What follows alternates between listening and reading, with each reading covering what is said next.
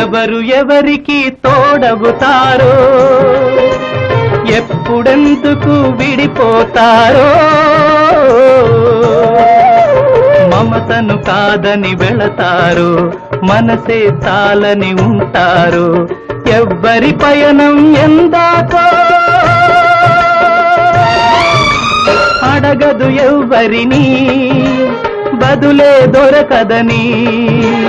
అడగదు ఎవ్వరిని, బదులే దొరకదని. ఓ బాటసారి, ఇది జీవిత రహదారి. ఎంత దూరమో, ఏది అంతమో, ఎవరు ఎరుగని దారి ఇది, ఒకరికి సొంతం కాదు ఇది. ఓ బాటసారి, ఇది జీవిత